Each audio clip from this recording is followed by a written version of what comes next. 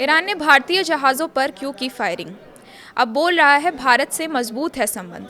भारत के जहाज़ पर फायरिंग के बाद किस तरह का एक्शन लेने जा रहे हैं ट्रंप? क्या ईरान की बढ़ने जा रही हैं मुश्किलें? आइए जानते हैं। नमस्कार, मैं हूं शिवानी दीक्षित और आप देख रहे हैं न्यूज़ 18 का डिजिटल प्लेटफॉर्म। ईरान में अली खामनेई की मौत के बाद सत्ता संघर्ष तेज हो गया है। आईआरजीसी और विदेश मंत्रालय के बीच टकराव की बात सामने आ रही है। इसका असर हॉर्मुज में फायरिंग के रूप में सामने आया है। रिपोर्ट के मुताबिक सेना कूटनीतिक फैसलों को चुनौती दे रही है, जिससे हालात और अस्थिर हो गए हैं। इसका असर भारत समेत दुनिया के समुद्री मार्ग पर पड़ रहा है। हॉर्मुज में शनिवार को भारतीय जहाज पर फायरिंग की गई। भारतीय जहाज पर गनबोट से अटैक होना सिर्फ समुद्री तनाव नहीं, बल्कि ईरान के भीतर चल रहा सत्ता की संघर्ष का नतीजा माना जा रहा है।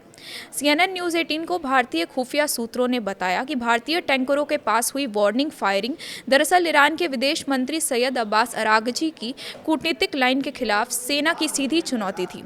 बताया जा रहा है कि ईरान के भीतर इस वक्त सत्ता का संतुलन पूरी तरह बिगड़ चुका है।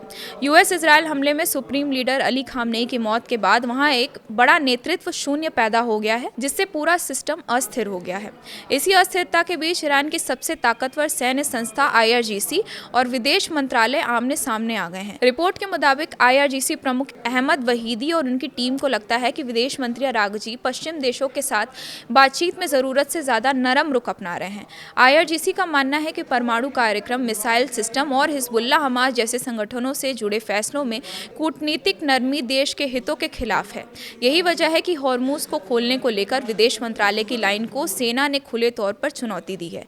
आईआरजीसी से जुड़े मीडिया प्लेटफॉर्म ने भी अरागची के बयान की आलोचना की है और इसे खतरनाक झुकाव बताया है। इस आंतरिक टकराव का सबसे बड़ा असर इस्लामाबाद में चल रही अमेरिका ईरान बातचीत पर भी दिखा है। जानकारी के मुताबिक आईआरजीसी चाहता है कि उसके करीबी अधिकारी मोहम्मद बाकर जोलगादर को शांति से जुड़ी बातचीत टीम में शामिल किया जाए, ताकि पूरी वार्ता पर उसका सीधा नियंत्रण रहे। लेकिन विदेश मंत्री अरागची ने इसका सीधा विरोध किया है।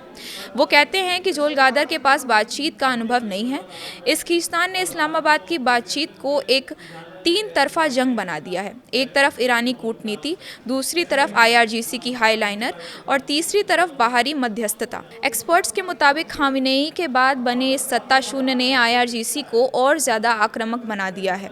उसे डर है कि अगर कूटनीतिक समझौता हो गया तो उसकी ताकत और फंडिंग कमज़ोर हो सकती है। इसी वजह से हॉर्मुज जैसे रणनीतिक इलाकों पर उसका नियंत्रण और सख्त हो गया है। इसका सीधा असर भारत समेत पूरी दुनिया पर पड़ सकता है। अब ईरान एकजुट फैसले लेने वाला देश नहीं रह गया है, बल्कि वहां अलग अलग ताकतें अलग अलग दिशा में खींच रही हैं। ऐसे में कोई भी कूटनीति ज़्यादा ज़मीनी स्तर पर सैन्य कार्रवाई से पलट सकता है।